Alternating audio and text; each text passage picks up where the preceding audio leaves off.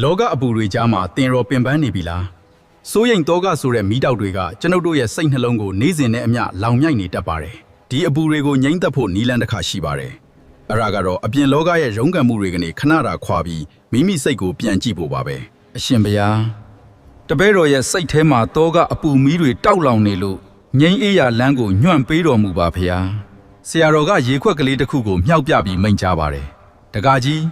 ဒီရေခွက်လေးကိုကင်ထားရတာလေးသလား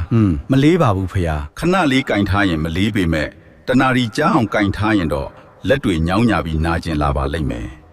တကားကြီးတောကအပူမီးဆိုတာလဲဒီလိုပါပဲကင်ထားတဲ့၍လေးနေမှာဖြစ်ပြီးလွှတ်ချလိုက်နိုင်မှသာပေါ့ပါသွားမှာဖြစ်တယ်ဟုတ်ပါတယ်ဗျာအတိတ်ကအပူအနာဂတ်ရဲ့အပူတွေကိုခဏချထားပြီးအခုလက်ရှိထွက်လေဝင်လေလေးမှာပဲစိတ်ကိုငြိမ်အောင်ထားကြည့်လိုက်ပါတကားကြီးဒါပေမဲ့တကားကြီးရဲ့စိတ်ကိုပြန်လဲစမ်းသက်ကြည့်ပါအပူဘယ်ကလာတယ်အေးဘယ်ကလာတယ်ဆိုတာမိမိရဲ့အသိစိတ်ကိုမေးကြည့်ပါငါတစ်သက်လုံးအပင်ပန်းခံစုဆောင်းထားသမျှငွေကြေးတွေကို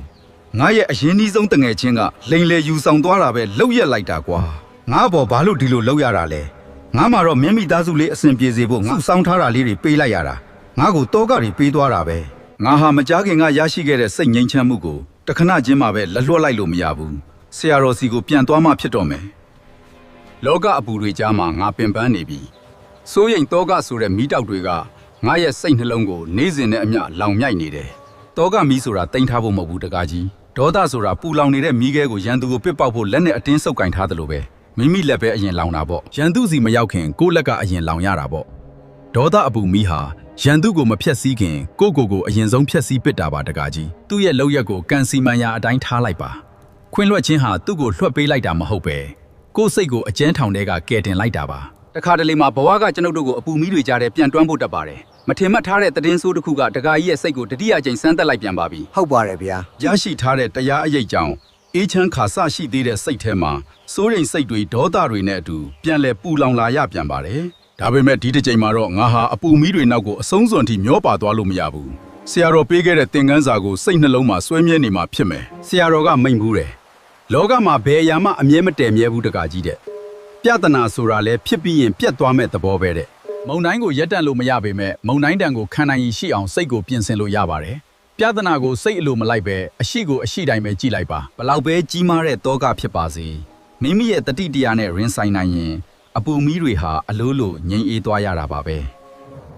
စိတ်ကိုနိုင်တဲ့သူဟာလောကရဲ့ဘလို့အလှည့်အပြောင်းမျိုးကိုမဆိုအေးအေးချမ်းချမ်းနဲ့ကြောဖြတ်နိုင်တဲ့စွမ်းအားကိုရရှိသွားလိမ့်မယ်ဒါပေမဲ့စိတ်ကိုအပြည့်တိုင်ငြိမ်းချမ်းစေဖို့တော့တကနောက်ထပ်အဓိကဆွန့်လွတ်ရမယ့်အရာတစ်ခုရှိနေပါသေးတယ်။အဲ့ဒါကဘာဖြစ်မလဲ။တခါတလေဘဝရဲ့အကြီးမားဆုံးတောကမီးဟာအဝေးကလာတာမဟုတ်ပဲ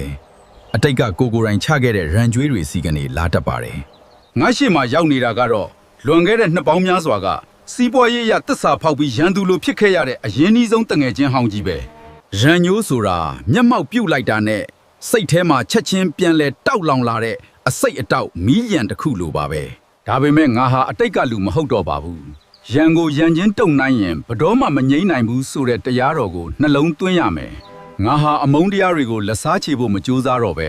ခွင့်လွှတ်ခြင်းဆိုတဲ့မေတ္တာရည်စင်နဲ့ရန်သူကိုပြုံးပြပြီးကြိုဆိုလိုက်မယ်လေ။မေတ္တာရဲ့စွမ်းအားဟာကြီးမားလွန်းလာပါတယ်။တင်းမာခတ်ထန်နေတဲ့ရန်သူရဲ့စိတ်နှလုံးဟာလည်းအလိုလိုအယေပြောကျဆင်းသွားရရှာပါတယ်။အမုန်းကိုအမုန်းနဲ့မတုံနိုင်ပဲသွင်းလွှတ်ခြင်းနဲ့လဲလှယ်လိုက်တဲ့အခါ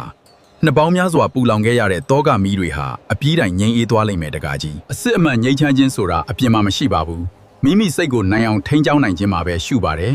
အားလုံးတောကမီးများငြိမ်းအေးကြပါစေ